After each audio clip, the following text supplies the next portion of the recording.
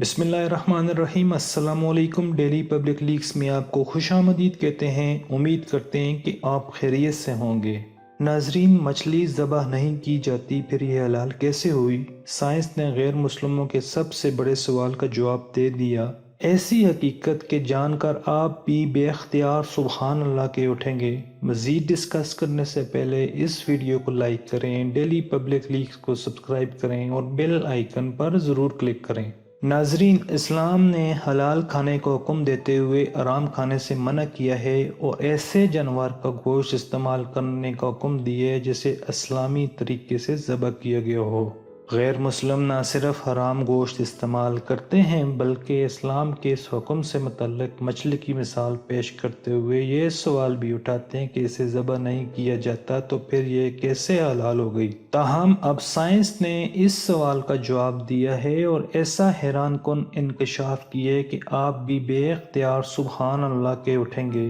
ناظرین، اللہ تعالیٰ نے دنیا میں موجود ہر چیز بہترین انداز میں بنائی ہے اور ایسا ہی معاملہ مچھلی کے ساتھ بھی ہے۔ مچھلی جیسے ہی پانی سے باہر آتی ہے تو اس کے جسم میں موجود تمام خون فوراً اپنا راستہ بدل لیتا ہے اور مچھلی کے منہ میں واقع ایپیگلوٹکس میں جمع ہونا شروع ہو جاتا ہے۔ مچھلی کے پانی سے نکلنے کے کچھ ہی دیر بعد اس کے جسم میں موجود خون کا ایک ایک قطرہ ایپیگلوٹکس میں جمع ہو کر باقی گوشت کو خون سے پاک کر کے اس کا گوشت خالص اور حلال کر دیتا ہے۔ اور ناظرین، یہی وجہ ہے کہ مچھلی کو ذبح کرنے کی ضرورت ہی باقی نہیں رہتی۔ جس دوران مچھلی کا گوشت بنایا جاتا ہے تو ایپیگلوٹکس کو بھی نکال دیا جاتا ہے۔